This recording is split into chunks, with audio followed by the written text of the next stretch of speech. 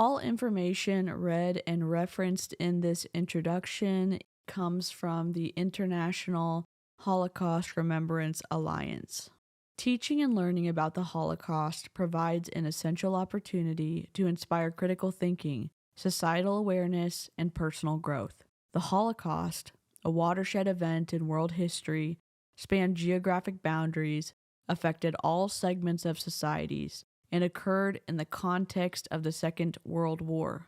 Decades later, societies continue to wrestle with both the memory and historical record of the Holocaust in the midst of contemporary challenges.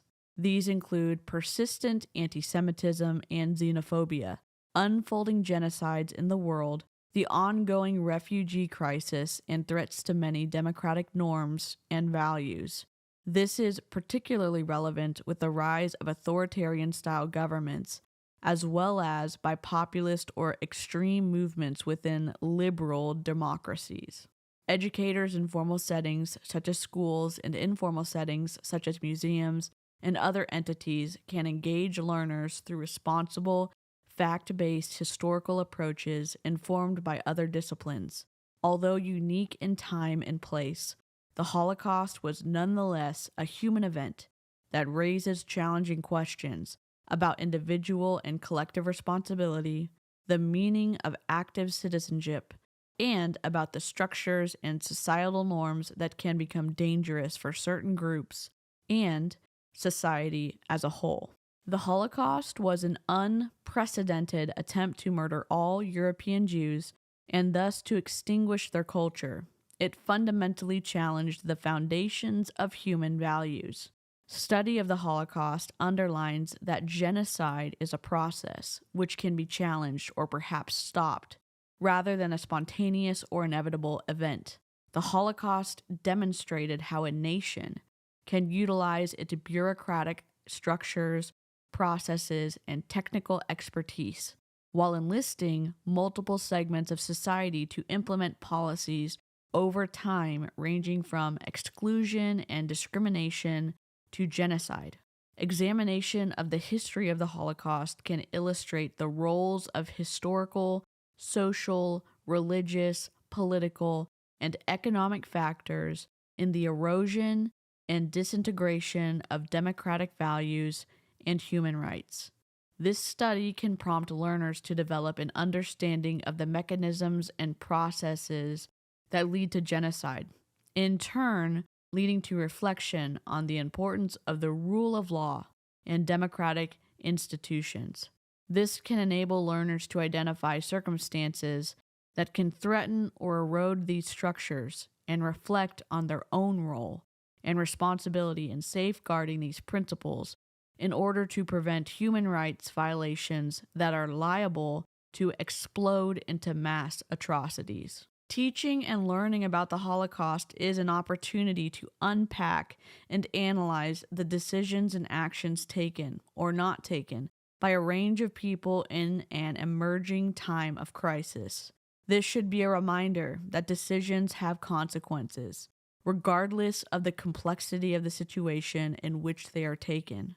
The Holocaust involved a range of individuals, institutions, organizations, and government agencies at the local, national, regional, and global levels.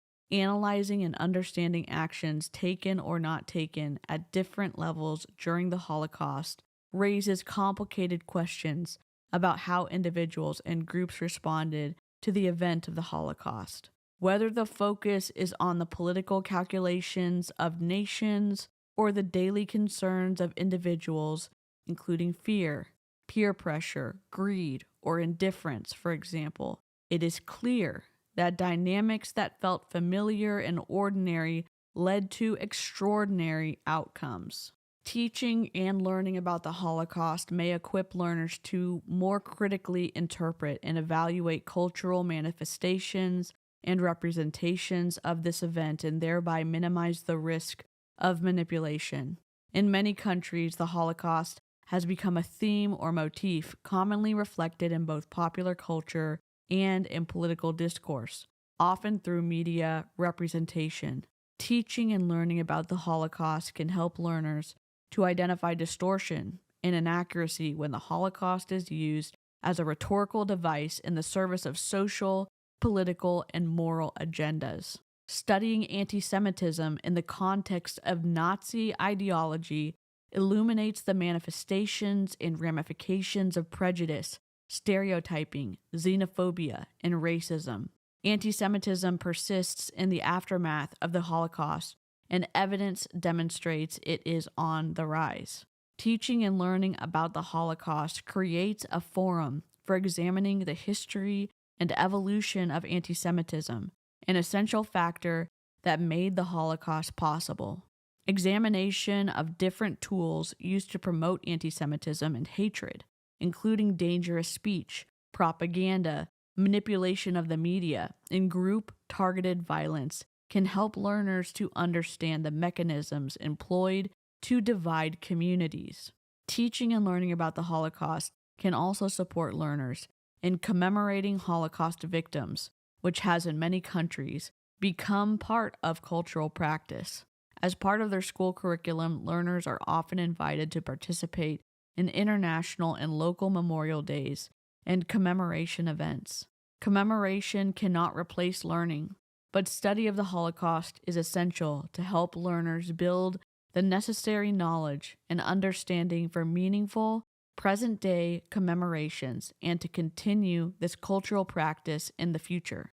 Similarly, commemoration can help participation to engage with the emotional labor that forms a part of studying sensitive or traumatic history, creating space for philosophical, religious, or political reflection that the academic curriculum may struggle to accommodate.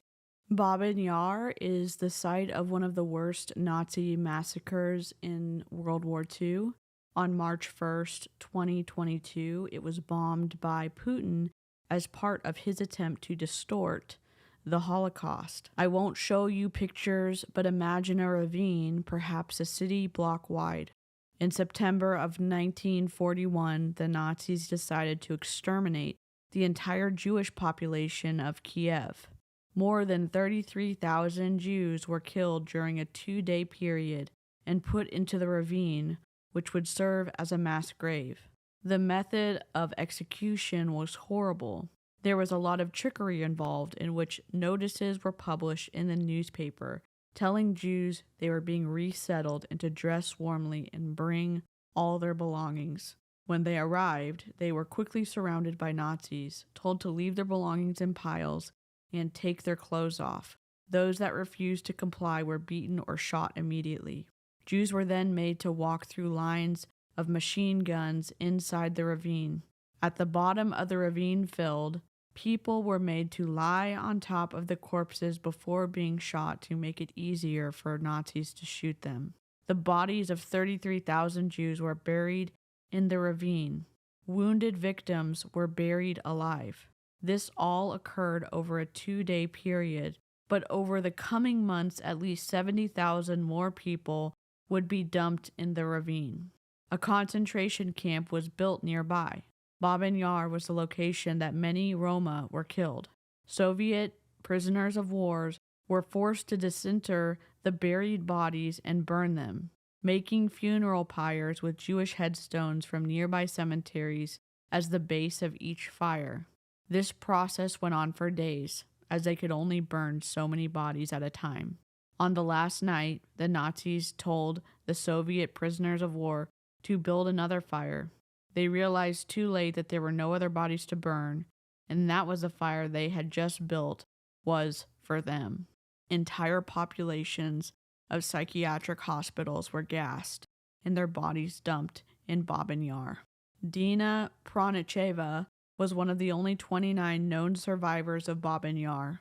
She jumped into the ravine before being shot and laid absolutely still as everyone around her was shot.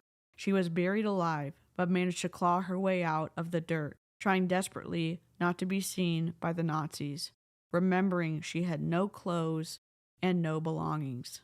The chair of the Babin Yar Memorial Advisory said that Putin desires to, quote, distort and manipulate the Holocaust to justify an illegal invasion of a sovereign democratic nation, end quote. The information that was just read comes from Sharon Says So. You can find her account on social media on Instagram at SharonSayso. And she also has a podcast on any podcasting platform. Why are we here today? Over a continued period of months, I've been talking about top earner Jessie Lee Ward, the remarks that she's made that are anti-Semitic, that are racist and bigoted, and also the fetishization of her boyfriend who is Jewish. After visiting Poland, she said some very disturbing things on her Instagram post. We are going to read it, process it, and have a discussion about the dangerous ties that she is making and comparing a genocide.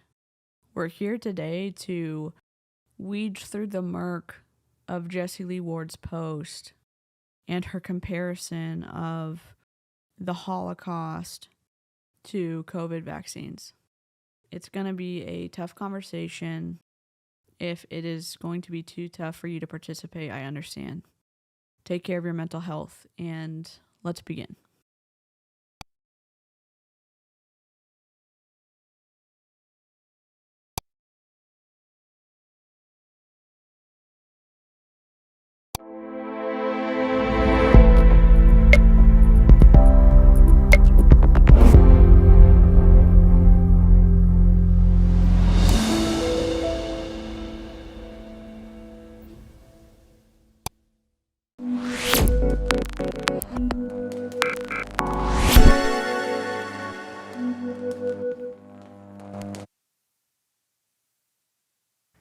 I was almost. Am I muted?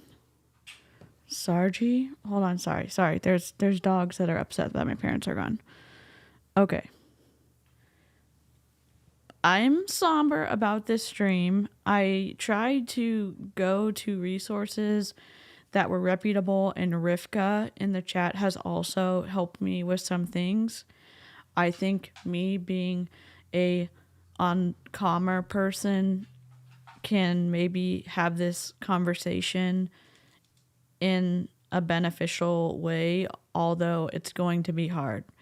So, again, if you need to hop out of the chat, do what's best for your mental health. Before I want to begin, there's been a divide in some of the way that people have been handling the content and the awfulness that Jessie Lee Ward posts. And my belief is that you should do what's right for you. And I feel that it is important for me to continue speaking on it. I think that I can add the historical parts to it. And I also have great people like Rivka that are also helping me with information. I don't think I'm the right person to be having this conversation, but I am someone that can have it, and I'm going to do the best job that I can, and then I will make revisions when I need to. And I'm not just going to stop here. This has been a little bit of not a deviation, but because my content started in talking about the unethical things that happen in multi-level marketing and the twistiness that you can find yourself in, and then the high control groups that you can be in, and then influence, and then the negative influence that is shared by some of these big people, and then the anti-Semitism that Jessie Lee Ward shares. It has been a thing. I talked about the Ku Klux Klan in last year when I first started my channel. I'm not opposed to having conversations about other things that have happened. I know that other atrocities that have happened as well. Today, we are going to be talking about Jessie Lee Ward's post that she made. And that's what it feels right for me on my channel. I'm nervous about, sorry, I don't know what's going on.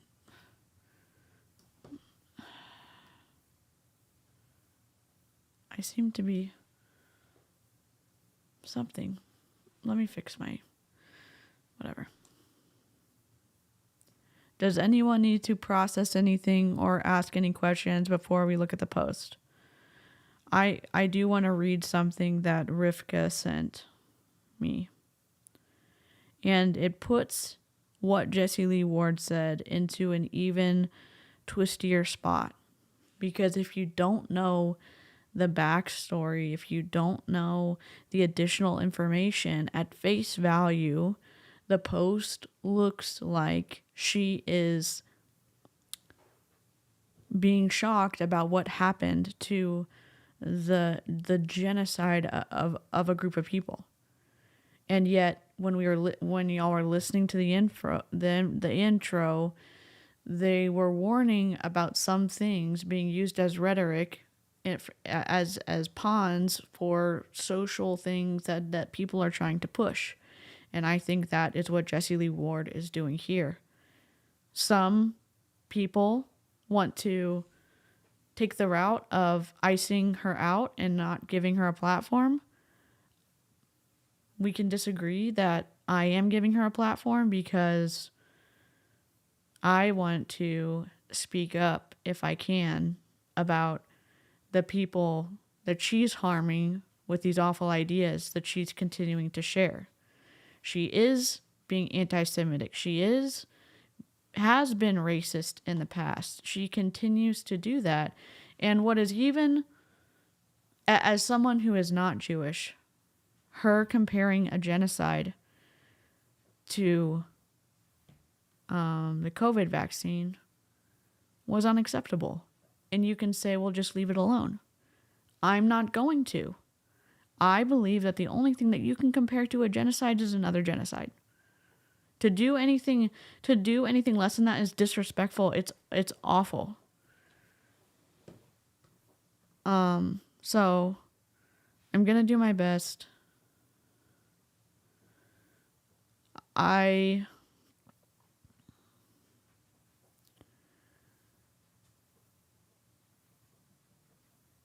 think that talking about this and talking about human rights is a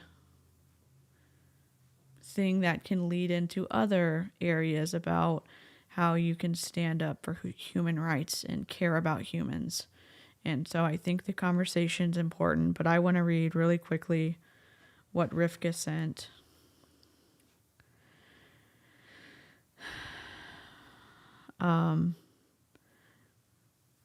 So Rivka said, I just want you to know that there was a Jewish legal ruling, and I don't know how to pronounce this, but it's Halachic, Halachic, a Jewish legal ruling that stated if you were unvaccinated and someone around you got COVID or died, you were directly responsible for it and owed that person/family teshuvah, repentance/apologies/reparations. Jessie Lee Ward does not represent anything Jewish, nor do those of us so scared as to forfeit our Judaism to go along with politicians. Some are so scared in exile that they think going along with certain elements in exile will protect them, even if that means behaving in non-Jewish ways. I know that you wouldn't think that she represents anything Jewish. I just wanted you to know the real story. And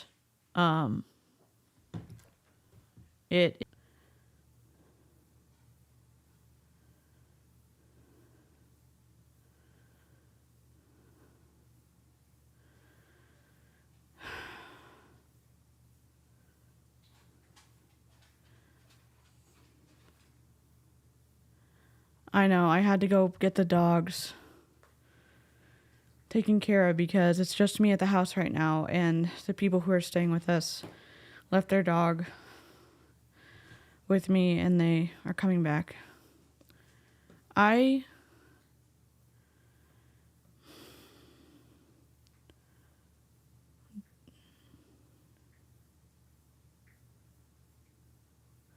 Okay.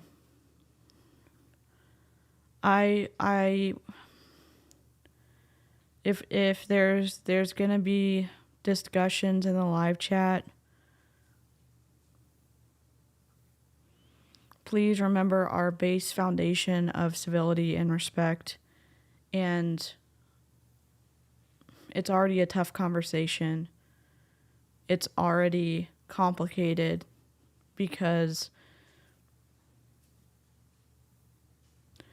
of what Jessie Lee Ward has done over the past however many months, the overarching targetedness of a group of people, not just Jewish people.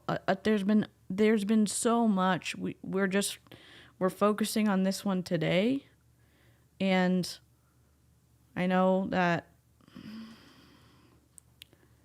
this can be a hard topic to manage. There's big emotions and there is histories that go along with this. I'm gonna do my best to manage and moderate the chat.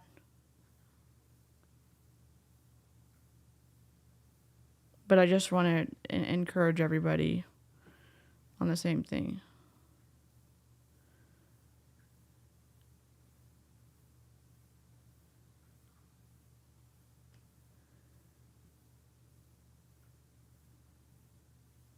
I am scared to have this conversation. I'm doing the best I can. And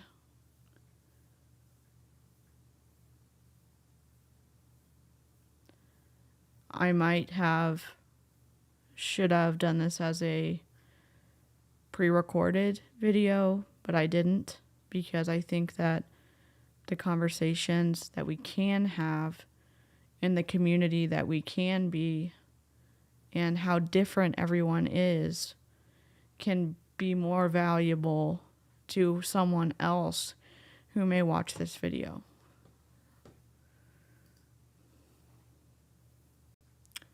This is Jessie Lee Ward's post.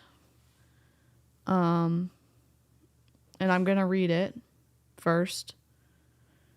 She is traveling right now. And this is what it says. Auschwitz.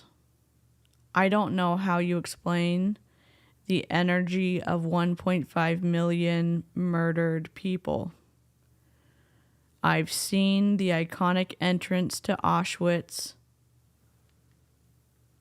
I don't know why there's a 2 there, but to Auschwitz in plenty of movies and books. Standing in the middle of the train tracks was bone-chilling.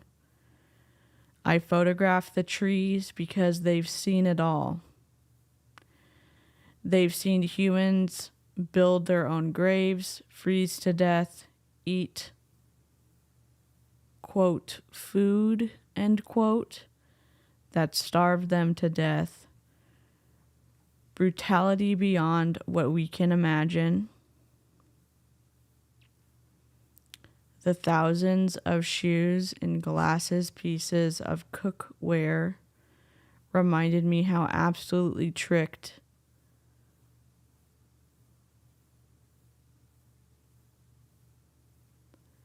Jews and others were. How easy it is for our minds to be indoctrinated until one day we stop thinking for ourselves and accept that powers that be want for us. I'm reading this all the way through.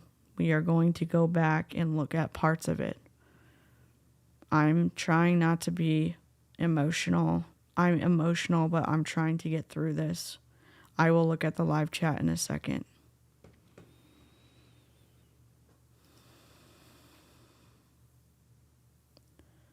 Just last year, I was yelled at to, quote, show me your papers, end quote. in regards to a shot to enter restaurants, board planes, etc. How do you think horrors like this start? Years of brainwashing.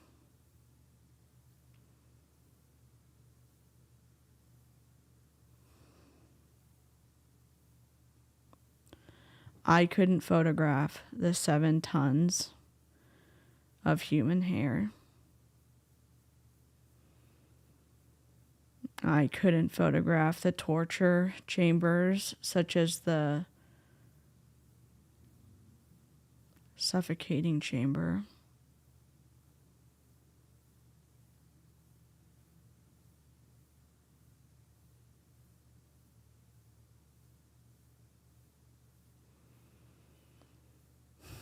"20 people in a cage with an air hole smaller than your hand.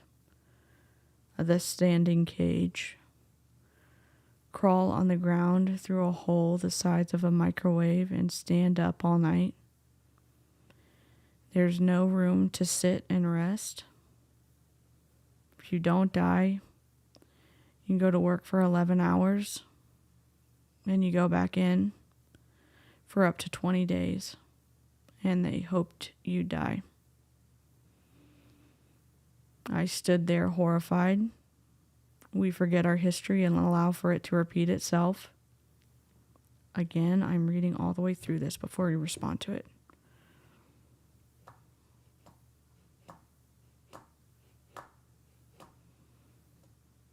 The babies that were born and died within hours for some, and some weeks if they were lucky. The mothers had no nutrition to breastfeed. The prisoners slept on top of each other, having diarrhea on each other. Can you imagine? Of course not.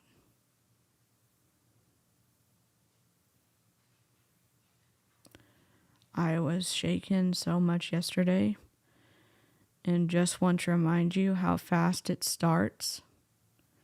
It starts with a disagreement, us versus them. It turns into, I don't like them, I strongly dislike them, I hate them. Then it's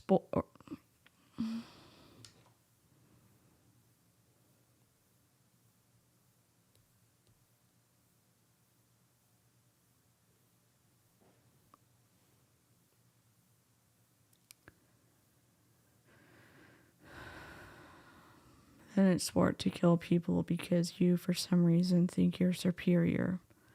Morally, religiously, race, gender, whatever. If you wonder why my number one personal core value is kindness, I was dramatically reminded yesterday how important that kindness is. Be careful when you trust the system. They killed intellectuals because they knew they'd cause an uprising. Cause it. Always. Love you all. Heart emoji.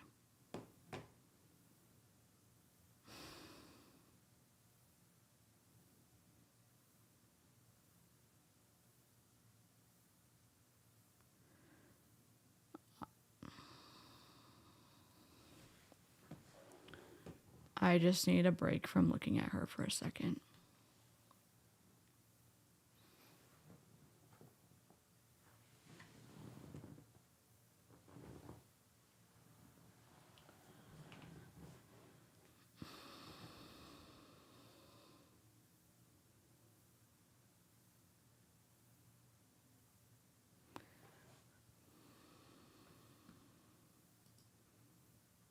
When I was a child, I lived upstairs of a Jewish lady who survived Auschwitz. She showed me her tattoo of numbers, length of lower left arm, and she too made me decide to care about human rights. I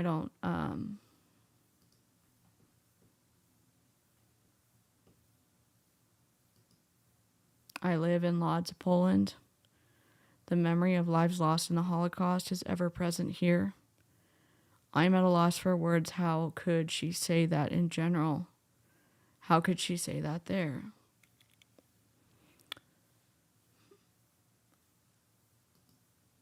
I don't know. I think that it's more important to look at the things. There was a group of people that came together in 1998 and that formed in 2000 of actual intellectuals and experts and survivors who wrote. And like their whole purpose was to help fight against this happening again and to grade it to. And I know that the COVID conversation is very volatile. I'm saying that you cannot compare it to a genocide.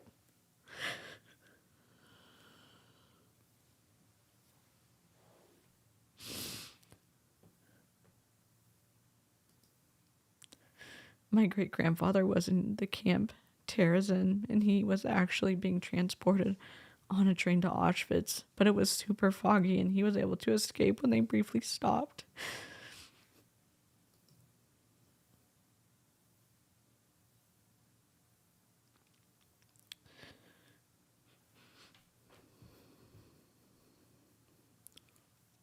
You can't ice out people when they're sharing stuff like this.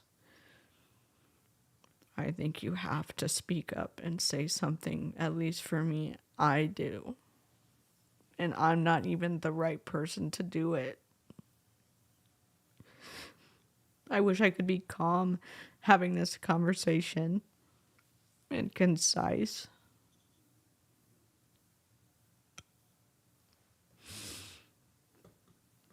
And it's upsetting.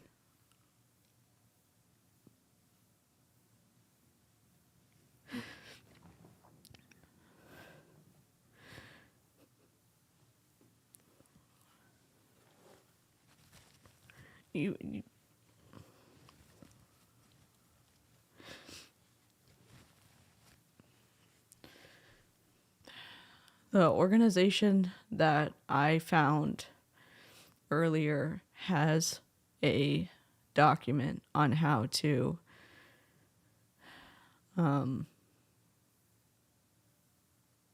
teach about the Holocaust, and it's updated. And it helps people understand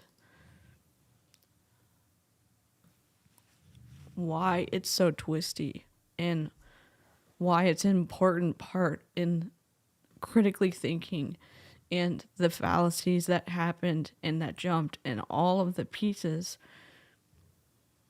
that worked together that ended up building a cross-continental genocide of people.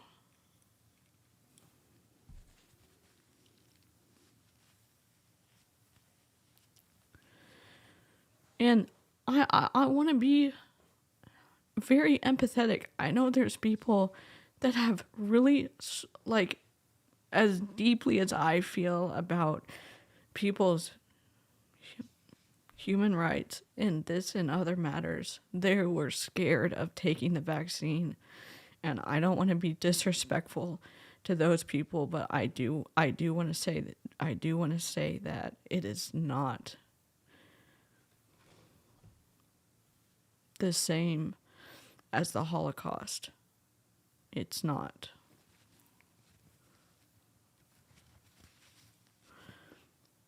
I'm from Poland and I live near Auschwitz and I'm appalled.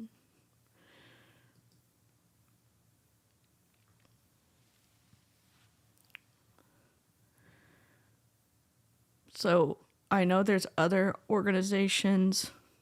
The one that I looked at that seemed credible was the International Holocaust Remembrance Alliance. I know there's other ones.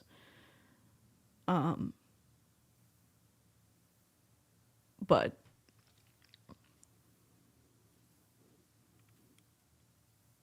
all of the things that they stand for,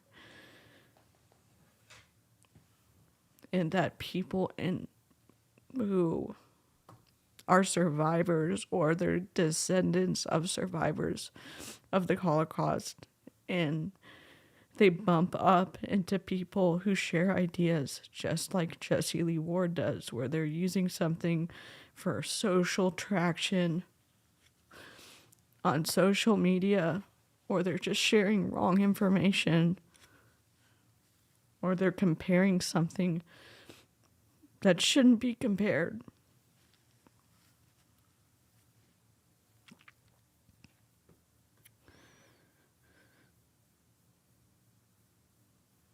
If you're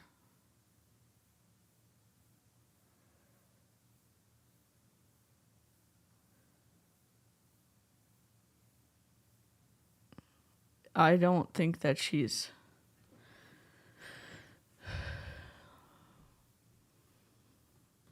I don't think that what she wrote is accurate. I would like to go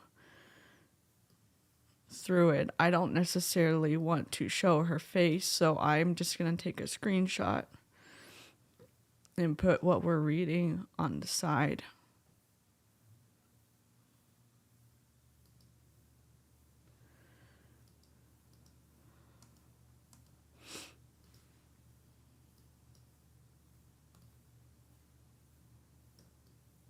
I don't know if y'all will be able to read this, but I'm going to try.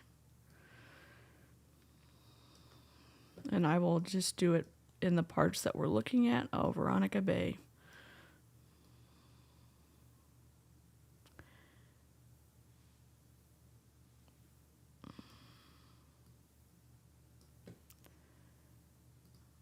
I don't even know what to say. I'm sorry, I'm trying to process through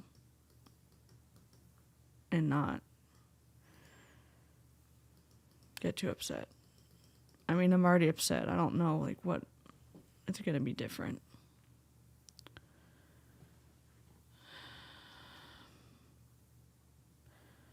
Well, I don't. Movies can tell stories, but they're not always accurate. And while they're hardly ever historically perfectly accurate, books the same way. You can read survivor stories. I understand what she's saying. I don't love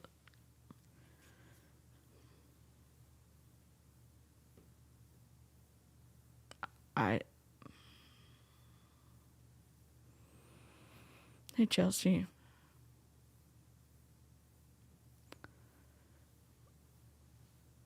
I don't know.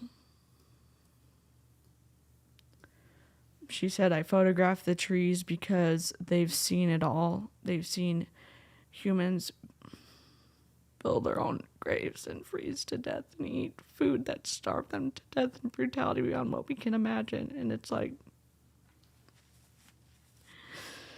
how can you? I just felt so disrespectful.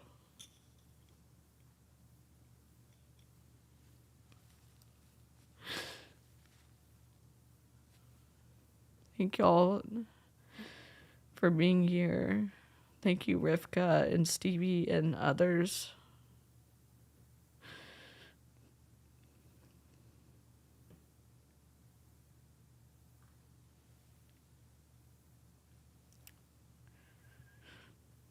I don't think that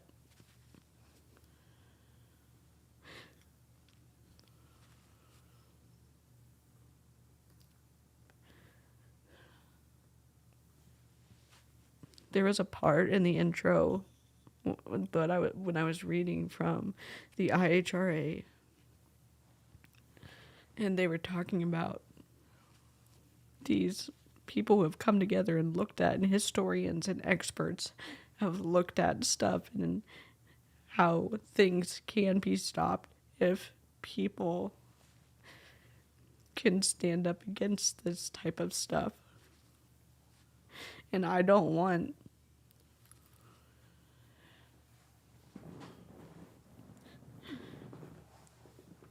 Jessie Lee to continue saying all this stuff and continue exploiting people and continue being racist and participating in anti-Semitism and comparing such a devastating thing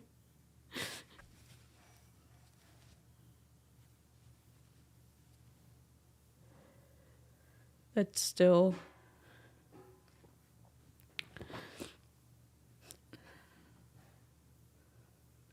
is very prevalent today. And she's so wrong about it all. I'm sorry, I'm trying to be like that, like, calm person.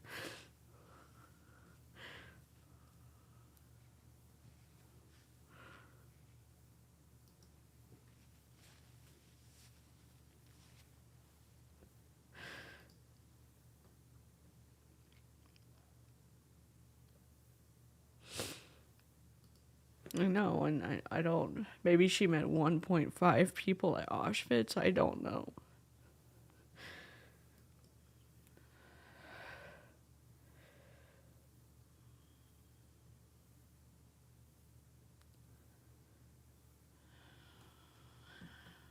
But their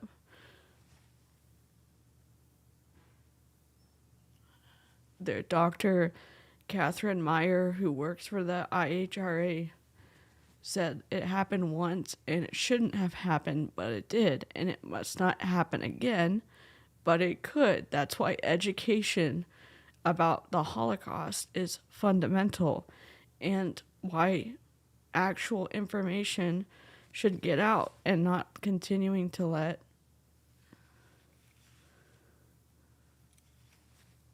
Jessie Lee go unchecked to use the Holocaust as,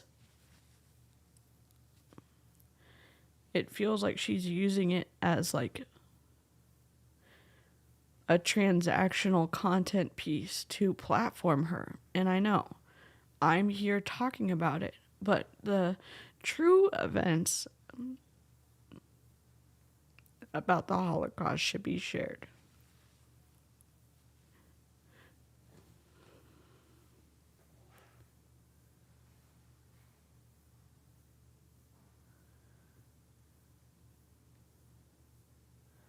And how, when what she said about the people in Ukraine, and after she said what she said, after she broke up with her boyfriend, and after when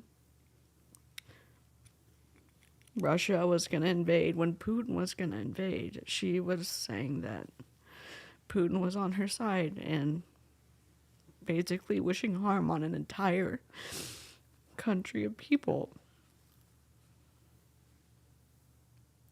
And then you're talking about being kind at the very end of your post. I don't get it.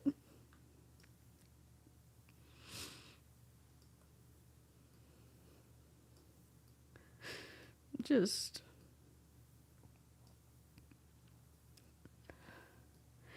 She said the thousands of shoes in glass as pieces of cookware reminded me how absolutely tricked. They weren't tricked. I mean, sometimes they were, like with what happened at Bob and Yar, but they were targeted. They were strategically targeted and murdered, or attempted.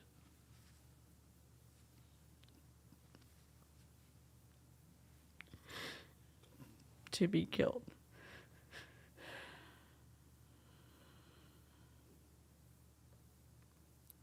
By Antisemitism.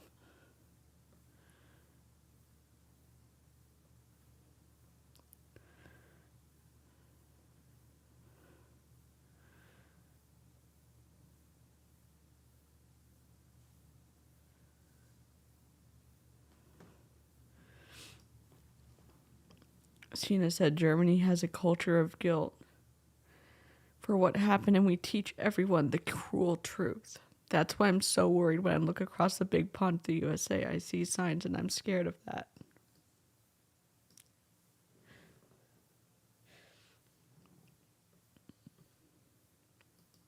Thank you for gifting memberships, Diesel. I'm sorry. I can't be more happy right now.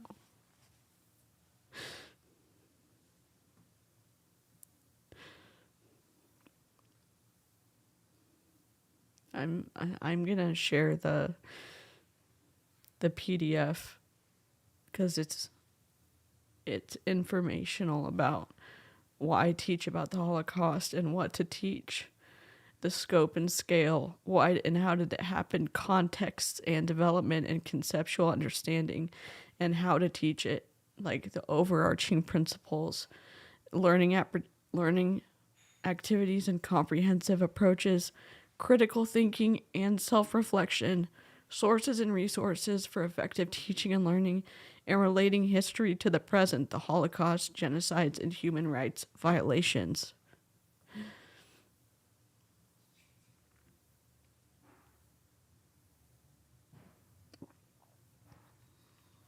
So, like this first paragraph, it said the Holocaust was the state-sponsored systematic persecution and murder of Jews by Nazi Germany and its collaborators between 1933 and 1945.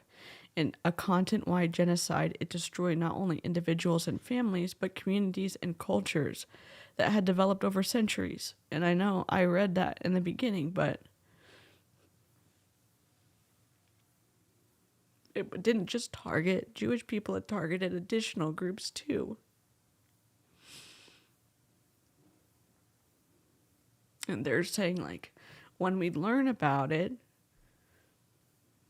you're supposed to help people advance their knowledge about this unprecedented destruction, and you preserve the memory of the persecuted and murdered individuals and the groups. Like, I don't think this is going to be a super long life because I don't want to do a disservice to y'all.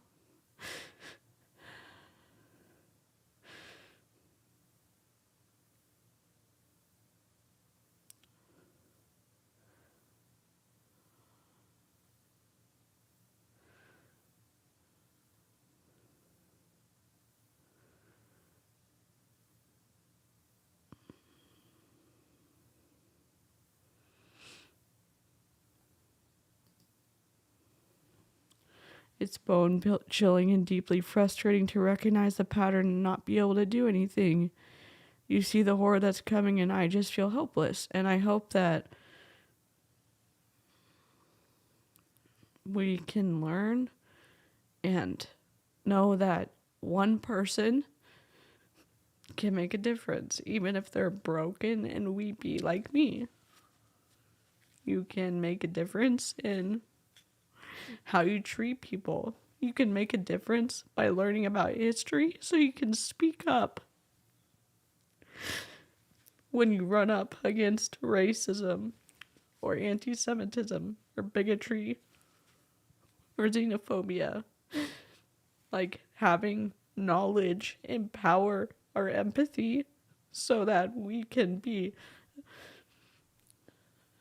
better people, and not just better for ourselves, so that we can help others.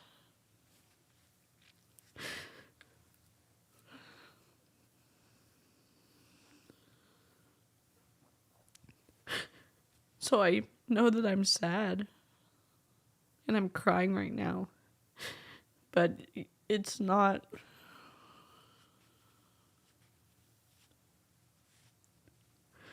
I don't think it's hopeless. I know there's good people in the world.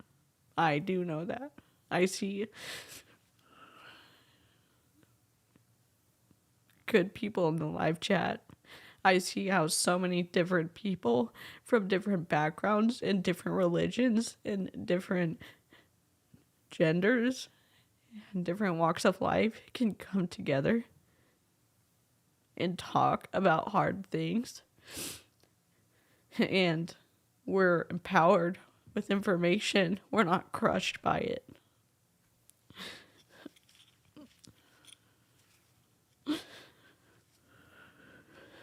When we know better, we do better, and you can. That's why we learn, so we can speak up. Or if we are the person who's in the privileged position and has more maybe influence than others, we get to amplify voices that may have been silenced before, or who are targeted with anti-Semitism or racism or whatever.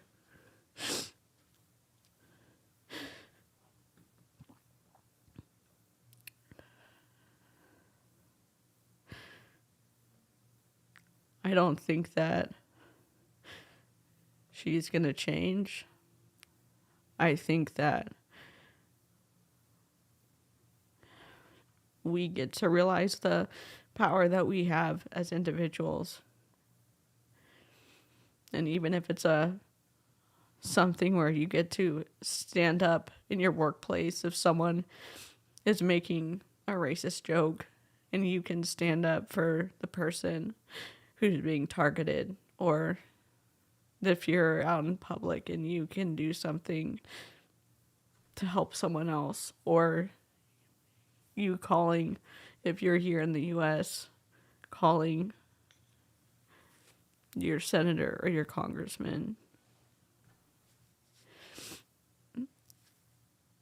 and not letting a political machine continue to run unchecked. I'm not saying that we all have to believe the same thing. I'm saying that don't let people like Jessie Lee Ward tell you like that you don't matter.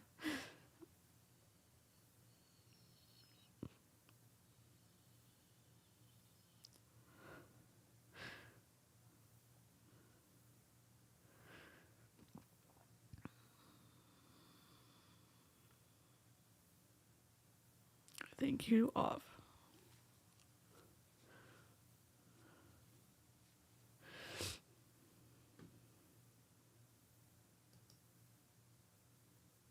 And there's so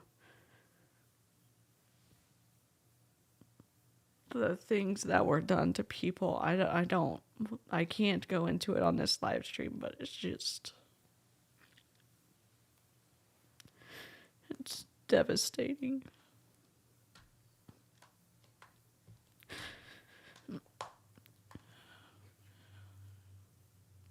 If you want to learn about maybe things that you weren't taught in school about difficult topics like this, Sharon Says So covers them a lot in her stories, and she does a better, like, she's not a weeping willow like me. And she's got a podcast. But we'll just finish Jessie Lee Ward's post and then we'll go. Just last year, I was yelled at to show me your papers in regards to a shot to enter restaurants, board planes, etc. How do you think horrors like this start? Years of brainwashing. She got to fly private a ton, where she didn't have to show anything. She lived in Texas, where you didn't have anything that you had to show, except you had to wear a mask, I think. I don't know what she's talking about. She worked from home. She didn't have any company requirements to vaccinate.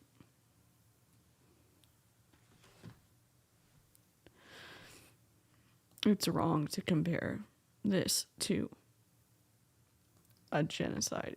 It just is, in my opinion.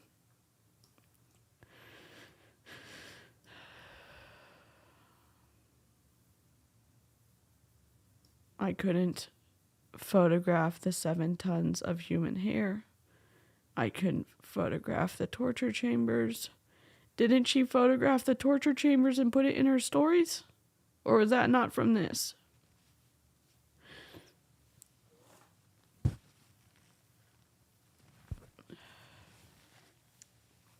Thank you, Desiree. I'm sorry, I'm missing comments.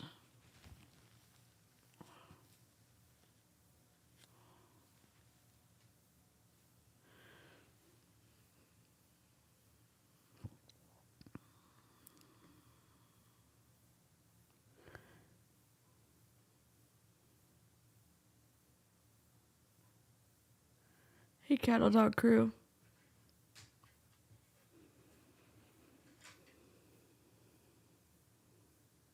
Thank y'all for continuing to have productive conversations in the chat.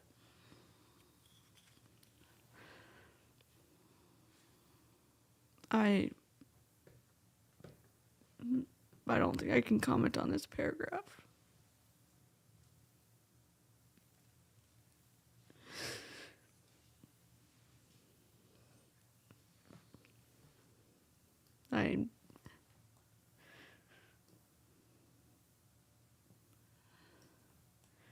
I don't understand the dichotomy of her saying, I stood there horrified.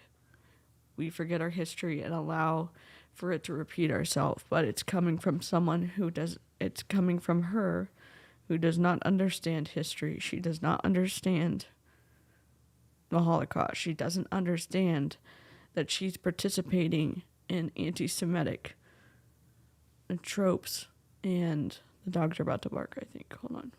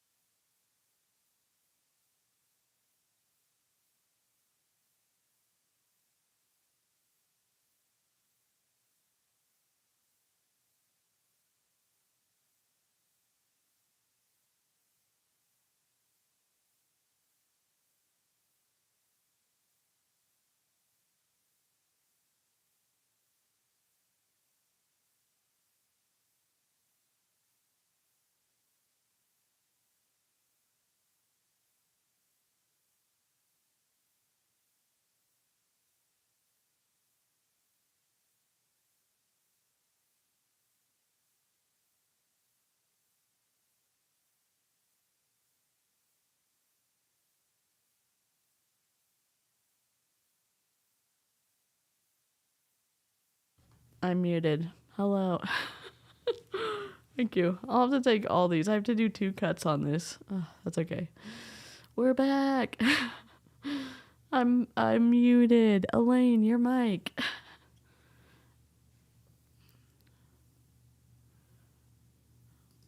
Dave knows. Dave knows. We watched so much of the trial together. Not together, but we watched it like when it was going on. I know there's a lag because there's captions on the stream. I'm sorry, I'm back. I think I'm back.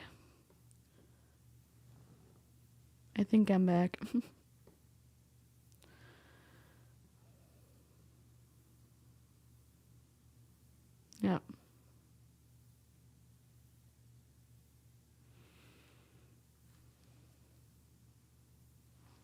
Lighten the mood. It's been a rough go of it. I'm laughing because I'm nervous because it's like I've been crying this whole time.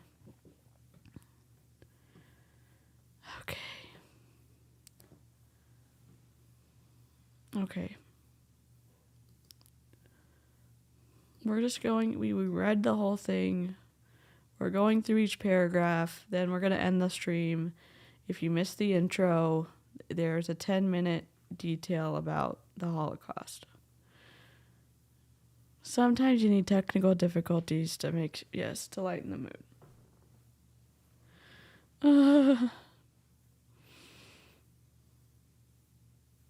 I was shaken so much yesterday, and I just want to remind you how fast it starts. And again, if you're shaken, then why are you using it as a strategic chess piece move for your social media platform? And that's fine. I've been in marketing.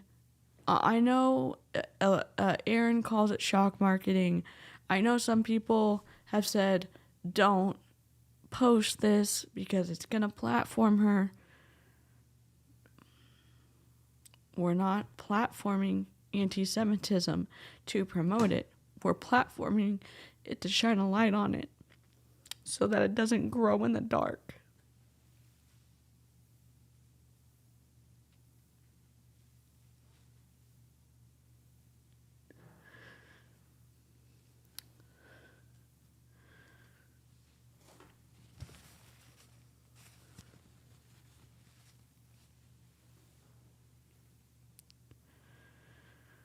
I was shaken so much yesterday and just want to remind you how fast it starts. It starts with a disagreement. Us versus them. It turns into I don't like them, I strongly dislike them, I hate them. Then it's sport to kill people because you, for some reason, think you're superior. Morally, religiously, race, gender, whatever. It was more complex than that. It was more complex than that. Hi, Igor.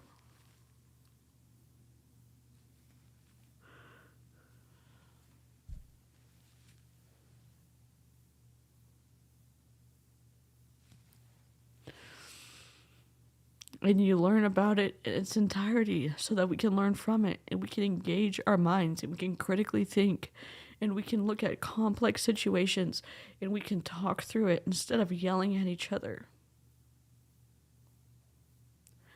And I'm not, I know that there's some people and it's not on the same level. I don't want to create an echo chamber here. There's lots of times that we talk about hard things and we leave the conversation still believing our own sides of it, but being willing to listen to one another and consider the other points of view. I'm not saying that what Nazi Germany needs to be considered in their point of view. We need to learn from it so we never let it grow.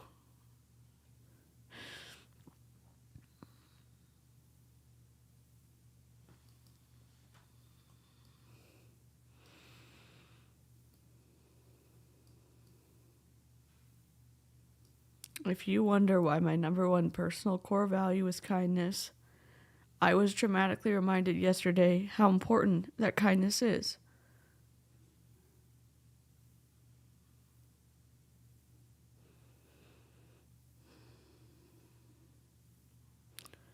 I don't think that kind people weaponize the loss of a family dog being killed by a coyote and then make it seem like your recruited personal team member was somehow a bad dog mom. I don't think that a kind human spanks her best friend's kids when her best friend wants to gentle parent. I don't think a kind human wishes eternal R on people in hell because they have something to say about pseudoscience. I don't think a kind person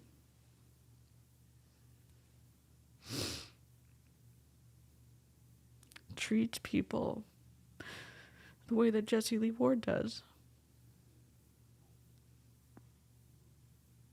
And even still, to make this post about you and not about the Holocaust victims and survivors is shitty.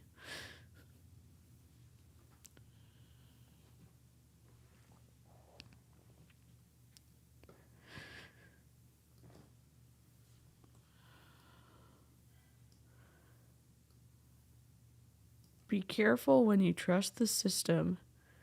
They killed intellectuals because they knew they'd cause an uprising. Cause it always. You don't let people critically think on your team, You don't let people critically think and have discussions about the behaviors of multi-level marketing online. You just block people. So if you're talking about intellectuals, if you're talking about sharing the same space with people who believe differently than you, you're not the person.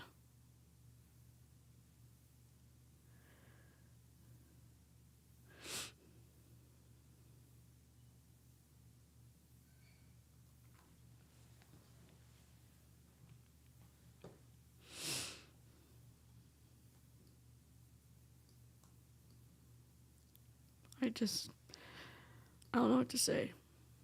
I don't even know what people were saying in her comments. I didn't go look. I'm going to have to edit out the pauses in this stream. I'm going to go through and read my comments.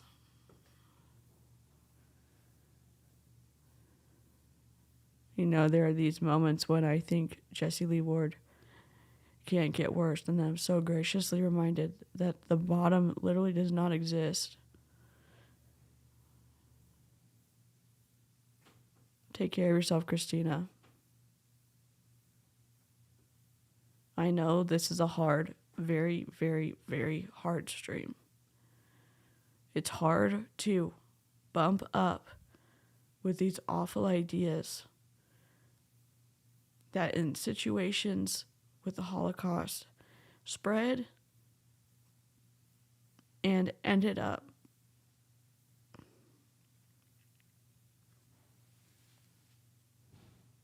with so many people being murdered. It's hard.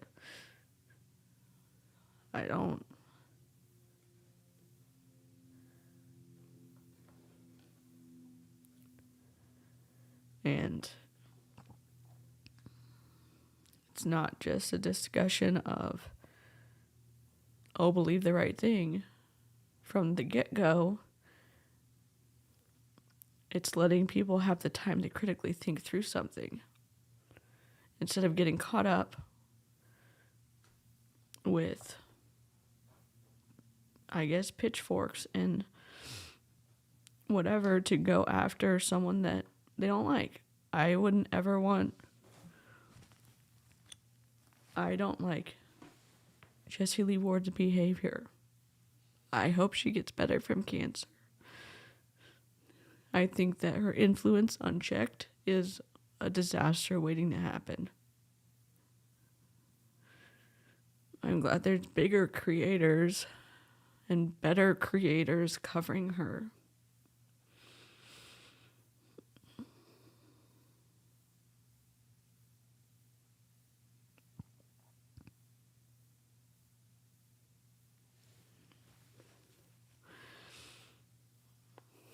I don't want y'all to leave this live feeling slimed and discouraged, and then there's not hope. There's still good people in the world. And there's still good people in the world who maybe believe differently than you do about some things. And the more conversations that we can have together and stay engaged and talk through hard things and remain united with our civility and our respect, I think the better. I'm not looking for an echo chamber.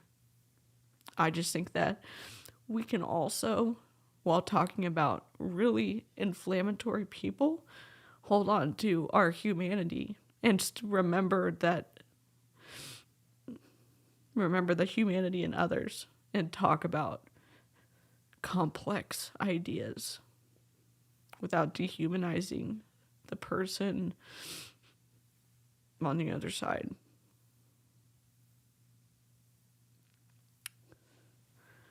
Thank y'all for the gifted memberships, the support, the incredible additions to the chat.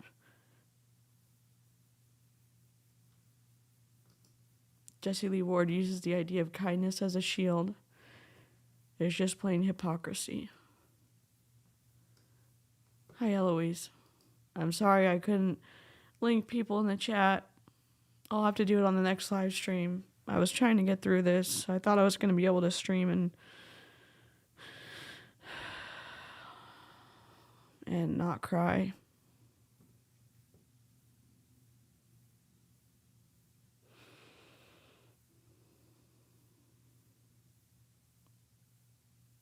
I hope that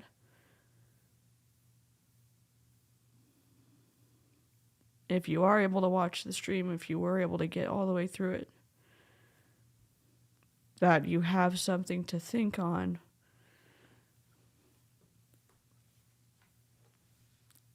And I'm going to make sure to link the PDF in the comment section or in the description, so that if y'all want to look at it, if you want to have conversations with your kids, or if you're a teacher and you have to cover a hard topic like this, and they've got some great tools that I think is better than just, I don't know. We talked a little bit about it in 7th grade in English, and we read Anne Frank, and you dip into it a little bit, but the ideas are more complex. The insidiousness of what happened is awful. And I think it's a tool that helps us not get crushed by the reality of history, but it can empower us to do better.